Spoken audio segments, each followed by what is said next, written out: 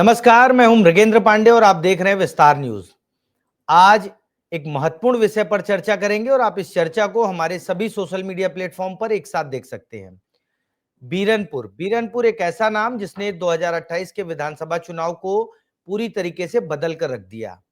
BJP ने बहुत बड़ा मुद्दा बनाया और उसका असर ये रहा कि दुर्ग संभाग से आने वाले मंत्री चुनाव हार गए। सिर्फ अनिला भेड़िया अपनी सीट बचा पाई और उस चुनाव के बाद बहुत सारी चीजें बदली।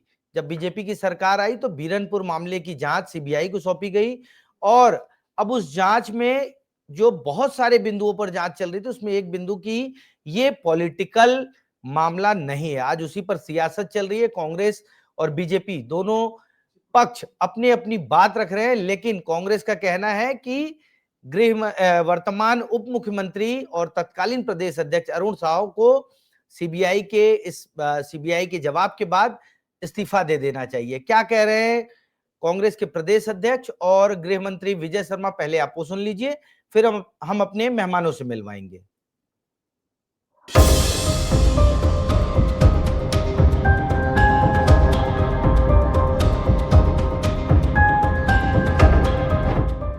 कोई राजनीतिक घटना नहीं है। ये दो व्यक्तियों के आपस में झगड़े का है, दो परिवार का है जो बाद में समुदाय का रूप ले। लेकिन भारतीय जनता पार्टी ने इस घटना को अपनी राजनीतिक फायदे के लिए, अपनी राजनीतिक लाभ के लिए इसको सांप्रदायिक का रंग दिया, इसका जातिवाद का रंग दिया, साथ ही इसके राजनीतिक रंग दिया और कहीं न कहीं तत्कालीन प्रदेश अध्यक्ष और देश के प्रधानमंत्री और गृह मंत्री ने इसको गलत तरीके से प्रदेश की जनता के सामने पेश करते रहे और राजनीतिक लाभ के लिए चुनाव प्रचार में पूरे चुनाव अभियान के दौरान इसका दुष्प्रचार किया है। मैं समझता हूं थोड़ी भी अगर नैतिकता बाकी है कि भारतीय जनता पार्टी के तत्कालीन अध्यक्ष वर्तमान उप मुख्यमंत्री को नैतिकता का आधार पर इस्तीफा दे देना चाहिए और प्रदेश की जनता से माफी मांगना चाहिए। पहले सीबीआई पर कांग्रेस का विश्वास तो बढ़ा।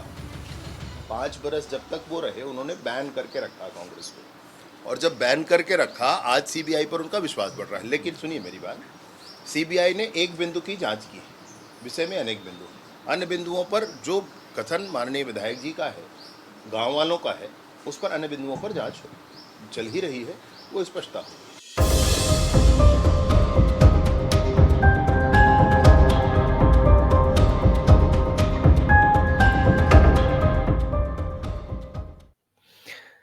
तो आपने सुन लिया कि कांग्रेस और बीजेपी का क्या पक्ष है। बीरनपुर में जो हिंसा हुई, तमाम घटना हुई, उसके बाद पॉलिटिकल सिनेरियो पूरी तरह बदल गया। बीजेपी ने बहुत अच्छा इसमें रोल प्ले किया और उन्होंने बीरनपुर में जो ईश्वर साहू के बेटे की हत्या हुई थी, ईश्वर साहू को उम्मीदवार बनाया साजा विधानसभा सीट से और उन्होंने मंत्री रविंद्र चौबे को, तत्कालीन मंत्री रविंद्र चौबे को हरा दिया। ईश्वर साहू वर्तमान में विधायक है। आज इसी विषय पर चर्चा करेंगे। हमारे साथ भाजपा का पक्ष रखने के लिए प्रमोद शर्मा जी हैं, भाजपा के प्रवक्ता हैं। अभिमन्यु मिश्रा जी हैं जो कांग्रेस का पक्ष रखेंगे और हमारे पत्रकार साथी दिलीप शर्मा जो दुर्ग संभाग से आते हैं और इस पूरे बीरनपुर घटनाक्रम को उन्होंने बहुत करीब से देखा है, वो भी इस चर्चा में जुड़ेंगे। सबसे पहले आज शुरुआत मैं दिलीप शर्मा जी से करूंगा। दिलीप शर्मा जी, जो बीरनपुर की घटना हुई, थोड़ा आप उस घटना के बारे में बताएं और आज जो सीबीआई की जांच में जो निष्कर्ष आया है उसके बाद जो पॉलिटिकल बयानबाजी हो रही है उसके बारे में बताएं। दिलीप शर्मा जी। बिल्कुल मृगेंद्र भैया, मैं अभी ये जो कुछ तस्वीरें हम चला रहे थे, जो घटना की तस्वीरें थी, मैं उस समय लगभग 1.5 से 2 हफ्ता तक वही था। उस समय बड़े एक न्यूज चैनल में काम कर रहा था, तो मैंने काफी करीब से इस घटना को देखा था। उसी समय विधानसभा चुनाव से 2023 में, और उस समय ये हिंसा जो हुई थी, ये जो घटना हुई थी, ये छोटा रूप से किस तरह से बड़ा रूप में बदल गया, इसको मैंने बहुत करीब से देखा था। बीरनपुर एक गांव था, शांत गांव था, लेकिन वहां पे 2 बच्चों के विवाद में, आपसी लड़ाई झगड़े में अब ये मामला पारिवारिक विवाद हो गया था। उसके बाद धीरे धीरे इसमें राजनीतिक समुदाय के लोग जुड़ गए थे। मैं जब इस घटना को कवर कर रहा था मृगेंद्र जी, तो उस समय काफी मतलब कहाँ से ये पूरे जो इलाका बीरनपुर जो गांव है उसके आसपास के पूरे गांव को सील कर दिया गया था, या यूं कहे कि जो पुलिस का जो कंट्रोल रूम था, पूरा पुलिस कंट्रोल रूम बीरनपुर गांव में ही स्थापित कर दिया गया था। हॉकी टॉकी से वही कंट्रोलिंग हो रही है। लेकिन जब वहां पे जो हिंसक बढ़ी थी, एक ब्लास्ट होता है। ब्लास्ट, एक घर पे आग लगती है। आग में जब लोग उस समय तत्कालीन आईजी थे, वो वहां जाते हैं देखने के लिए। उसी समय बहुत बड़ा धमाका होता है। धमाके के बाद कुछ घंटों बाद फिर दो लोगों की लाश मिलती है।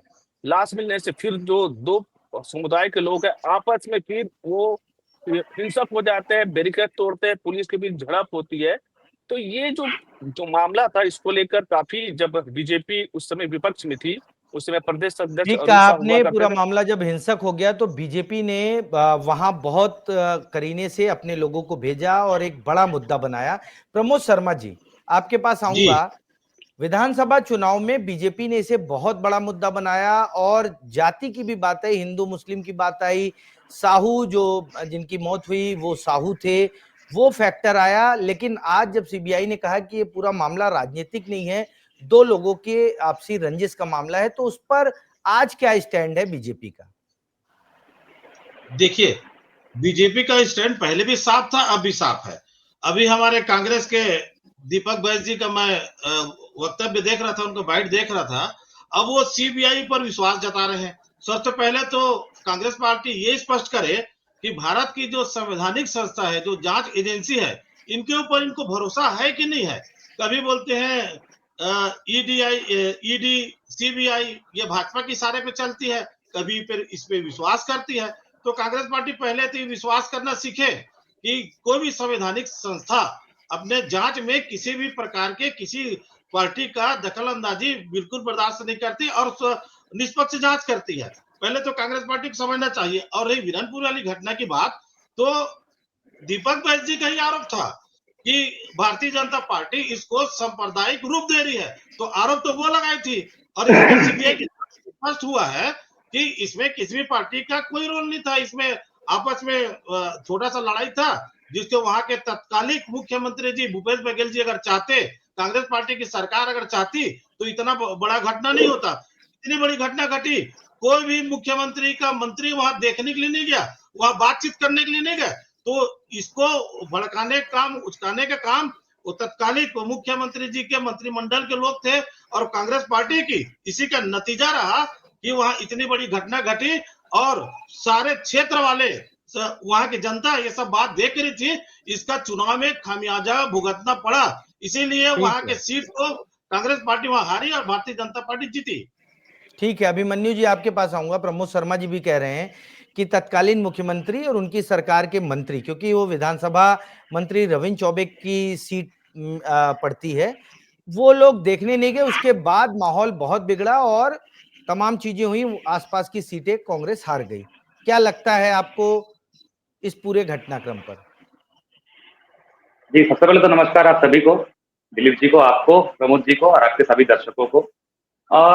देखिए, कांग्रेस पार्टी का पक्ष, कांग्रेस पार्टी पहले से ये कहती आ रही है हमेशा से कि ये दो गुटों का संघर्ष था, दो उसके बाद परिवारों का संघर्ष बना। इसमें कोई सांप्रदायिक मामला नहीं था या इस प्रकार की कोई बात नहीं थी, लेकिन शुरुआत से ही षड्यंत्र पूर्वक इसको सांप्रदायिक रंग देने का काम शुरुआत से ही भारतीय जनता पार्टी में कर रहे थे। और वहां पर यहाँ तक कि अभी मैं आज इस बारे में पढ़ रहा था, जो रिपोर्ट आई थी कि जिनका नाम ईश्वर साहू जी ने लिया था, जो आज वर्तमान में विधायक भी हैं, और इस प्रकार की बात भारतीय जनता पार्टी के लोग तो करते थे कि उनको विधायक बनाएंगे, सरकार बनाएंगे, उसके बाद बस फिर आप देखिए जो जो इसके हत्यारे होंगे या जो जो इसके दोषी होंगे वो जेल जाएंगे। लेकिन आज जो रिपोर्ट आई है, इससे ये स्पष्ट हो जाता है कि इसमें भारतीय जनता पार्टी का षड्यंत्र था और इसमें वैसी कोई बात नहीं थी। अभी दिलीप जी ने बताया कि छोटी आपसी लड़ाई थी जो कि बहुत बड़ा रूप ले ली। वही बात प्रमोद जी ने भी कही, वही बात उस समय हम भी कह रहे थे। लेकिन उस समय उस बात को सांप्रदायिक बनाने के लिए इतना आतुर थी भारतीय जनता पार्टी और उसका जो चुनावी फायदा लेने के लिए उसने एक व्यक्ति का नाम लिया था, कोई यदु का नाम लिया था उन्होंने। उस समय ईश्वर साहू जी ने किसी संलिप्तता है, उनका भी अभी रिपोर्ट में कोई कहीं नाम नहीं है। उसके अलावा जो आरोप लगाए गए थे तत्कालीन की इनकी जो उसमें इन्वॉल्वमेंट है, जिसकी वजह से दंगे हुए सब हुए, उनका कोई कहीं से कहीं तक उसमें लेकिन जिक्र उसका नहीं है नुकसान रिपोर्ट तो में। कांग्रेस पार्टी को लेकिन उसका नुकसान तो कांग्रेस जी पार्टी को उठाना पड़ा। पूरी उधर की सीटें साफ हो गई, आपके मंत्री, दो दो मंत्री उस क्षेत्र से आते थे, अगल बगल की सीट से, वो सब हार गए। दिलीप जी, आपके पास आऊंगा। क्या लगता है कि उस पूरे घटनाक्रम में कांग्रेस ये बताने में फेल रही कि ये घटना दो लोगों की आपसी रंजिश का है? पब्लिक ये कांग्रेस की बातों को क्यों स्वीकार नहीं की? क्योंकि कांग्रेस सरकार में भी थी और चाहती तो इस पूरे घटनाक्रम को कंट्रोल कर सकती थी। क्या कारण थे कि कांग्रेस अपनी बात रखने में असफल रही? दिलीप जी। बिल्कुल, बिल्कुल मुर्गन भैया। सबसे बड़ी बात तो ये है कि उस समय कांग्रेस की सरकार थी। कांग्रेस की सरकार थी तो सारे लॉ एंड ऑर्डर को सबको कंट्रोल कांग्रेस करती थी। और दूसरी बात ये है कि जब ये हिंसा हुई, एक मामूली झगड़ा है, तो उसी समय कांग्रेस जब सरकार थी तो पुलिस उसको तत्कालिक स्टैंड लेके इस चीज़ को सुलझा सकती थी। और दूसरी बात सबसे बात है कि स्थानीय जनप्रतिनिधि जो होता है कांग्रेस के, वो वहाँ तक पहुँच नहीं पाए। वहाँ तक मैंने कवर किया था, देखा था कि कांग्रेस के कोई भी, अगर मंत्री हो या विधायक हो या जनप्रतिनिधि है, कोई नहीं पहुंचा था, क्योंकि मामला वहां पर हो सकता है कि वो राजनीतिकरण हो जाए, उससे कुछ बवाल हो जाए, इसलिए शायद नहीं पहुंची थी। लेकिन विपक्ष में बीजेपी थी। बीजेपी को तो मुद्दा चाहिए था, क्योंकि उस समय तत्कालीन चुनाव थे, विधानसभा चुनाव थे। इसलिए बीजेपी ने वहां पर इस मुद्दे को बड़ी ही प्रमुखता से उठाया और उसका नतीजा आपने देखा कि 2023 में जो बीजेपी की सरकार आ गई और कांग्रेस बुरी तरह से हार गई। तो कहीं ना कहीं मुझे ये लगता है कि बीरनपुर जो घटना हुई थी, उसमें जो मामूली, जो अभी जो सीबीआई की जो चार्जशीट आई है, अभी ट्रायल चलना है। ट्रायल चलने के बाद और भी इसके दर पर इसमें और भी मामले आएंगे, नाम आएंगे, क्योंकि ट्रायल के बाद ही एक एक कड़ी को फिर जोड़ता है। क्योंकि जैसे कि विजय शर्मा ने कहा है कि अभी एक पक्ष के आपने सुना है, दूसरे पक्ष की ट्रायल में आगे बात आएगी। तो कहीं ना कहीं अभी दर परत इस घटना की पूरी अभी ठीक जांच है, होनी है, क्योंकि देखिए अभी जांच तो होनी है, सीबीआई पूरे मामले की जांच करे। प्रमोद शर्मा जी, आपके पास आऊंगा। जी बीरनपुर, क्योंकि हमने बहुत करीब से देखा है विधानसभा चुनाव में, उस समय तक जब तक बीरनपुर की घटना नहीं हुई थी, बीजेपी के पक्ष में बहुत अच्छा माहौल नहीं बन पाया था। लेकिन बीरनपुर का असर, मैं एक बार पाटन विधानसभा की रिपोर्टिंग करने गया था, वहां भी दिख रहा था। और साहू समाज में एक आक्रोश था कि ये सरकार जो है हमारे समाज के एक व्यक्ति को नहीं बचा पाई। क्या लगता है कि इन सब चीजों का फायदा हुआ है बीजेपी को? और अब जब रिपोर्ट आ गई है तो उसका क्या असर होगा बीजेपी की पॉलिटिक्स पर? देखिए 8 अप्रैल 2023 की जो घटना है, भले ये कांग्रेस पार्टी के लिए छोटी घटना रही होगी, जैसे कि उस टाइम तत्कालिक मंत्री इस बात का मीडिया में जिक्र करते थे, अपने वक्तव्य में बोलते थे कि बहुत छोटी घटना है। लेकिन उस टाइम का यह घटना, बीरनपुर की घटना ही एक असफल सरकार का एक बहुत बड़ा उदाहरण था। इस घटना ने लोगों के आसपास में इतनी बड़ी घटना को इनका छोटा रूप बताना और कोई कार्रवाई नहीं करना, ये वहां के क्षेत्र पूरी की जनता देख रही थी। इसका नतीजा क्या हुआ? ये आप बयान कुछ भी दीजिए, आप मीडिया में बयान दीजिए, आप जो तथ्य रखिए, लेकिन जनता जनार्दन से बड़ा कोई नहीं होता। वहां लोकल के जनता इस सब बात को देख रही थी, समझ रही थी कि जिस तरीके से तुष्टीकरण की राजनीति किया गया, एक गरीब परिवार, एक मजदूर परिवार का बेटा सरेआम मार दिया जाता है, उनका हत्या कर दिया जाता है, और इनके लिए एक छोटी सी घटना होती है, तो स्वाभाविक बात है क्षेत्र की जनता पूरी आक्रोशित थी और उसका कहीं ना कहीं नुकसान कांग्रेस पार्टी को हुआ। अगर कांग्रेस पार्टी चाहती तो उस घटना को रोक सकती थी, लेकिन इन्होंने बिल्कुल कोई इंटरेस्ट नहीं लिया, कोई रुचि नहीं लिया और सिर्फ तुष्टीकरण की राजनीति की है। इसलिए जनता जनार्दन ही सर्वोपरि है, ये सब देख रही थी। उसी का नतीजा हुआ कि कांग्रेस पार्टी को सत्ता से हाथ धोना पड़ा। ठीक है अभिमन्यु जी, तुष्टीकरण की बात कर रहे हैं प्रमोद शर्मा जी, तो क्या जो पिछली सरकार रही आप लोगों की, वो इसलिए चली गई कि तुष्टीकरण अलग अलग जगहों पे हुआ? चाहे कवर्धा में झंडा विवाद आप देखिए, झंडा विवाद के बाद विजय शर्मा एक बड़े लीडर के रूप में उभरे और मोहम्मद अकबर जैसे मंत्री को बड़े अंतरों से उन्होंने हराया। बहुत ज्यादा वोट मिले थे, सबसे ज्यादा वोट पाने वाले विधायक हैं अपने विजय शर्मा। क्या लगता है कि कांग्रेस तुष्टीकरण के कारण 2023 का पूरा चुनाव हार गई? जी देखिए, आपने जो सवाल पूछा और मेरे ख्याल से इस डिबेट में हमें जवाब भी मिल गया, जैसा कि अभी सबने कहा, आपने भी कहा कि उपयोग करके उस चीज का उपयोग करके, अभी आप देखिए उस चीज का हमें क्लासिक एग्जांपल मिला, प्रमोद शर्मा जी ने किस तरीके से भड़काने की कोशिश की, छोटा मुद्दा है, जबकि दिलीप जी ने भी बताया इस बारे में कि इतनी बड़ी कोई घटना नहीं थी। तो ये भारतीय जनता पार्टी की आदत है, बातों को तोड़ मरोड़ के। नहीं नहीं, मुझे कंप्लीट कर लेने दीजिए, आप अपना जवाब दीजिएगा ना। देखिए, तो ये भारतीय जनता पार्टी की आदतों में शुमार है कि ये जो भड़काने की कोशिश करते हैं, जैसे कि वहां पे उस मामले को सांप्रदायिक बना के इतना सारा जो वहां दंगा करा दिया गया, इतने सारे लोगों की और जान चली गई। आप झंडा विवाद की बात कर रहे हैं, बिल्कुल सही बात है, वहां पर भी वही स्थिति पैदा हुई थी, जो कवर्धा में मामला हुआ वही स्थिति का। तो कहीं ना कहीं दंगे करा के, आपसी सामंजस्य बिगाड़ के, धर्म को धर्म से लड़ा करके जहां इस प्रकार का माहौल बनता है, अभिमन्यु जी, वहां भारतीय जनता पार्टी को फायदा मिलता है। सीधी सीधी बात है जी। अभिमन्यु जी, मेरा मैं जवाब मैं देने मौका उसको दीजिए करीब पंडित से जी। एक मिनट प्रमोद जी, एक मिनट। मैं ये कह रहा हूँ, ठीक है, वहां पे बीजेपी ने जो भी किया, लेकिन सरकार आपकी थी, लॉ एंड ऑर्डर आपके पास था, स्थिति काबू करने का सबसे बड़ी जिम्मेदारी आप लोगों की थी।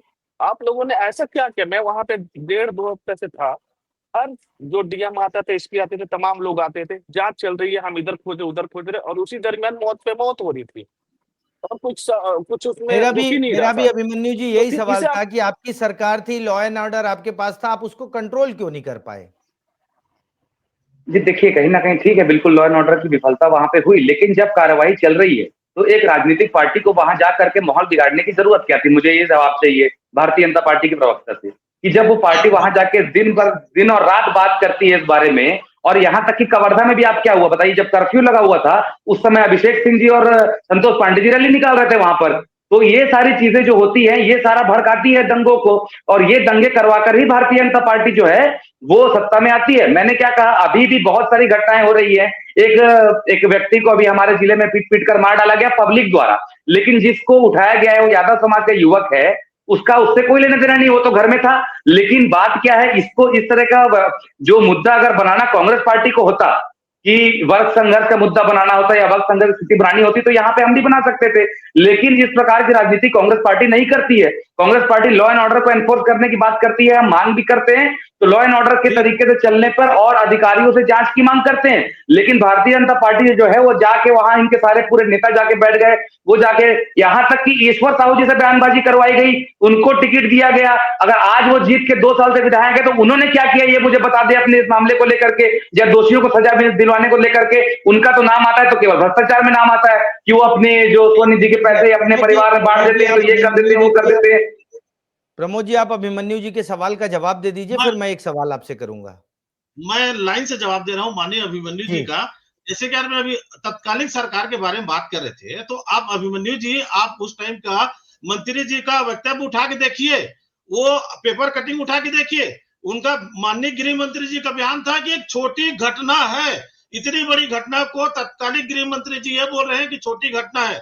अब हमारे प्रवक्ता महोदय जी कोई ये बड़ी बोल रहे घटना हैं नहीं थी, आपने बड़ा बनाया उसको। मैं भी कहता हूँ छोटी घटना थी, बताइए छोटी घटना इनको लग रही है? इतने बड़ा दिलीप जी भी कह रहे हैं छोटी घटना थी। एक साहू समाज का एक व्यक्ति खत्म हो गया, वहां पे सांप्रदायिक दंगा हो रही देखिए, है। यही इस प्रकार के जो भड़काऊ वक्तव्य होते हैं ना, यही परेशानी कर जाते हैं। अब आप सुनिए ना, आपको जवाब दे रहा हूं। छोटी दूसरी बात घटना नहीं थी। जो वाद विवाद जो हुआ था दो बच्चों के बीच में, वो उस वाद विवाद को बड़ा हो गया, वो छोटी चीज को सुलझाया जा बिल्कुल, सकता था। ये कहने का मतलब था, बिल्कुल आपने सही कहा, गृह मंत्री जी का भी यही कहने का मतलब था, लेकिन बात का बतंगड़ इन लोगों ने बनाया। अच्छा सुन तो लीजिए। अब आप बोले थे तो मैं नहीं बोला ना, आप मेरे जवाब को सुनिए ना। नहीं नहीं जी, अभिमन्यु जी, ठीक है, बिल्कुल प्रमोद जी आप बोलिए। बोलिए, जी जी, प्रमोद जी आप बोलिए, फिर अभिमन्यु जी आपके पास आऊंगा, आपसे भी जवाब लूंगा। अगर तत्कालिक मंत्री वहां चाहते तो ये घटना छोटी घटना बड़ी घटना नहीं बनती। आप ये सब घटना होने के बाद बयान आया, हत्या होने के बाद बयान आया। माननीय शर्मा जी थे पत्रकार महोदय, उनसे पूछ लीजिएगा। ये सब घटना घटने के बाद भी कोई भी मंत्री वहां नहीं गया। और आप बोल रहे हैं, आप बताइए, आप बोल रहे हैं कि आप भारतीय जनता पार्टी वहां क्यों गई? अब प्रभु, आप लोग अगर ध्यान नहीं देंगे, आप लोग इस पर ध्यान नहीं देंगे तो राजनीतिक पार्टी है, हमारे लोगों के साथ में खड़ा हो भी करेंगे।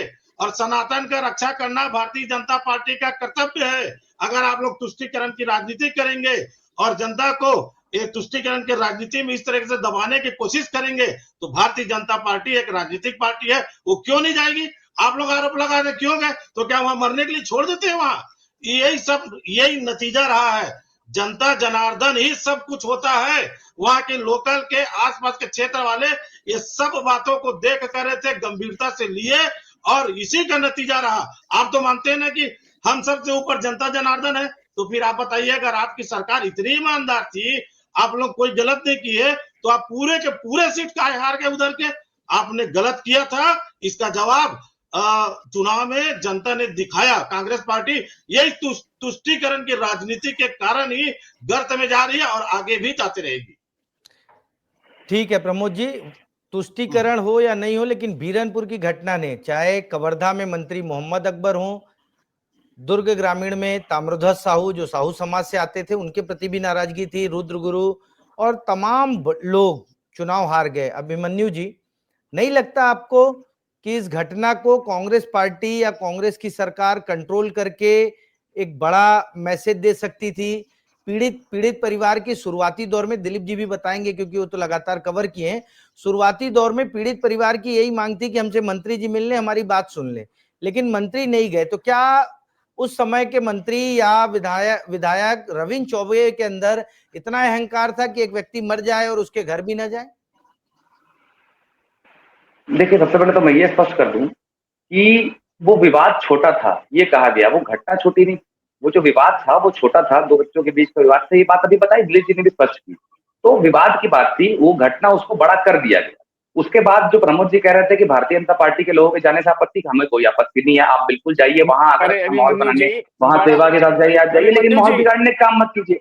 जी, बड़ा कौन कर दिया? मतलब कैसे हो गया बड़ा? आप लोगों की वहां पुलिस इसको बता थी, दीजिए, आप आप लोग की स्पष्ट कर जांच दीजिए। सही, आप समझिए बात देखिए, को। कोई एक पार्टी के विवाद नेता होता जाके है। भड़काएंगे जगह में जाकर के, अगर वहां पे भड़काऊ बातें करेंगे, लगातार इस प्रकार की हिंदू मुस्लिम और इस तरह की चीजें करेंगे, साहू समाज का ये हो गया वो हो गया, तो ये सब होता है बातें। मैंने अभी एग्जांपल दिया कि जब कर्फ्यू लगा हुआ था कवर्धा में क्यों रैली निकाली गई, उसके बाद से वहां दंगा और भड़क गया। तो ये सारी चीजें नहीं करना चाहिए किसी पॉलिटिकल पार्टी को। इससे समझना चाहिए कि लॉ एंड ऑर्डर की स्थिति न बिगड़े, ये कोशिश करनी चाहिए। बल्कि यहाँ ये लोग कोशिश करते हैं कि लॉ एंड ऑर्डर की स्थिति बिगड़ जाए ताकि हमको जो है उसमें राजनीतिक फायदा मिल जाए। हम तो मान रहे हैं कि हम वो सीटें हारे, लेकिन राजनीतिक षड्यंत्र की वजह से हारे। हम अपनी कोई काम ना कर पाने की वजह से इस तरीके से नहीं हारे हैं, हम षड्यंत्र की वजह से हारे हैं। और अगर उन चुनाव को हारने जीतने पे आप अगर सही गलत का आकलन करते हैं, तो आज तक के छत्तीसगढ़ के इतिहास में सबसे बड़ी हार तो भारतीय जनता पार्टी की हुई है। 14-15 सीटों में आप लोग रह गए थे, तो उस समय आप लोगों ने 15 साल में ऐसा क्या पाप कर दिया था? तो देखिए, चुनाव एक अलग विषय है, चुनाव जीते हार लगी रहती है, लेकिन अगर हमने बीरनपुर की सीट हार गई मतलब हम दोषी थे, ये कौन सी बात हो गई? आज आप कोर्ट को नहीं मान रहे, आप रिपोर्ट को नहीं मान रहे, सीबीआई जांच की बात करते थे, आज सीबीआई भी आप ये बोल रहे हैं कि सीबीआई की जांच पर अब इनको भरोसा हो गया। ये सारे क्या बेतुके बयान हैं? आप बताइए ना कि आपने जो आरोप उस समय लगाए थे, जो उस समय किसी का नाम आप लेते, 2-3 लोग का नाम तो मेरे ख्याल से ईश्वर साहू जी ही लेते थे, वो लोग कहाँ गए? उन लोग के रिपोर्ट में नाम क्यों नहीं है? आज आप खुद विधायक हैं, खुद सरकार का अंग हैं, आज आप कुछ नहीं कर पा रहे हैं उस मामले को लेकर के, ना कोई बयान देते। तो ये सबसे तो ये सीधे सीधे स्पष्ट जनता के सामने होगा ना कि वहां उस समय जो किया गया केवल भारतीय जनता पार्टी का षड्यंत्र था, और वहां पे ऐसा मुद्दा, इतना बड़ा मामला या इतना बड़ा जो वहां पे दंगा फसाद हुआ वो नहीं होता अगर भारतीय जनता पार्टी उस प्रकार की भूमिका वहां पे ना निभाती। जी, ठीक है प्रमोद जी, अभिमन्यु जी का कहना है कि उस समय ईश्वर साहू भी 2-3 लोगों का नाम लेते थे, और अभी जो मामला आया है, सीबीआई ने जो रिपोर्ट दी है उसमें उन लोगों का नाम नहीं है। तो क्या लगता है अभी वास्तविक गुनाहगार की तलाश जारी है, या ये पूरा मामला जो पॉलिटिकल मामला नहीं है, सीबीआई ने कहा है, उस पर समाप्त हो जाएगा?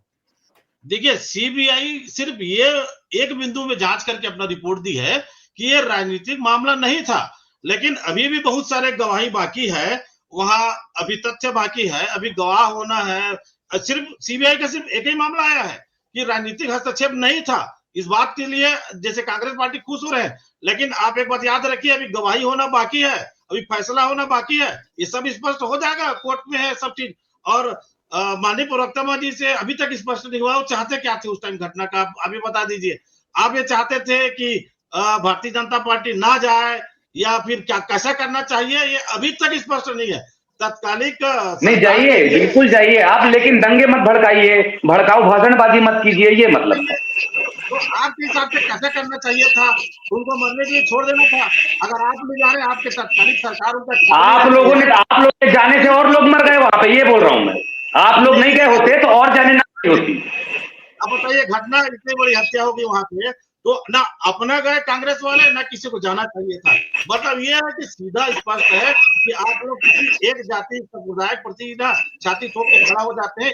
आप भारतीय जनता पार्टी की वजह से बीरनपुर में दंगा हुआ, भारतीय जनता पार्टी की वजह से कवर्धा में दंगा हुआ, ये हमारा कहना है। ठीक है, जनता ठीक है, एक जनार्दन फाइनल, जनता जनार्दन फैसला कर दिया कौन गलत वो तो है ना, वो तो जनता है। अभी 28 में फिर फैसला कर देगी, अभी 28 में फिर फैसला कर देगी, आप देख लीजिएगा। ठीक है, ठीक है, जनता जनता सर्वोपरि है, जनता फैसला करती ही रहती है। चुनाव दर चुनाव जनता फैसला करती है। मैं दिलीप शर्मा जी के पास आऊंगा, एक फाइनल कमेंट लूंगा कि दिलीप जी, अभी जो चार्जशीट आई है, जो सीबीआई की रिपोर्ट आई है, वो और आगे क्या होगी पॉलिटिक्स, उस पर एक फाइनल कंक्लूजन। देखिए मृगेन जी, अभी जो सीबीआई की जो चार्जशीट आई है अभी प्रारंभिक है, क्योंकि अभी ट्रायल होना है। ट्रायल में बहुत सारी बातें आएगी, कई गवाह आएंगे, उनसे पूछताछ होगी, कोर्ट के सामने गवाही देंगे, फिर उसके बाद जांच चलेगी। तो अभी हम ये नहीं कह सकते कि एकदम फाइनल डिसीजन आ गया है। सीबीआई जब कोर्ट में ट्रायल शुरू होगा तो बहुत सारे लोगों से पूछा जाएगा। अगर राजनीति की बात की जाए, क्योंकि उस समय चुनाव था और उस समय ये जो घटना थी वो काफी हिंसक रूप ले लिया हुआ था। तो आने वाले समय में हो सकता है कि जब सीबीआई का जब पूरा जब वो रिजल्ट आए या आदेश आए, क्लियर हो, फैसला हो, तो जो उस समय जो तथ्य आएंगे उसको लेकर एक बार फिर राजनीति होगी। क्योंकि उस क्षेत्र से अभी जो विधायक है ईश्वर साहू, उनके बेटे की हत्या उन ईश्वर साहू की गई थी। और ये दो समुदाय के बीच वाला मामला आ गया था, दो समुदायों के बीच हो गया था, क्योंकि वहां पर पत्थरें थी, सारी चीजें थी। तो कहीं ना कहीं मुझे लगता है कि सीबीआई की जब फैसला आएगा उसके बाद एक बार ठीक फिर है, राजनीति होगी, उसके बाद क्लियर हो पाएगा। ठीक है, आपने बहुत सही कहा कि सीबीआई की अभी कोई फाइनल रिपोर्ट भी नहीं आई है, अभी मामला चलेगा और हम देखेंगे कि छत्तीसगढ़ की पॉलिटिक्स एक बार फिर बीरनपुर के इर्द गिर्द घूमेगी। अब इस मामले में सीबीआई की रिपोर्ट क्या आती है, कांग्रेस और बीजेपी किस तरीके से काम करती है, उस पर भी हमारी नजर रहेगी। हम आपको लगातार इस मामले पर अपडेट भी देते रहेंगे। आज की चर्चा में शामिल होने के लिए आप सभी का बहुत बहुत धन्यवाद। नमस्कार। धन्यवाद।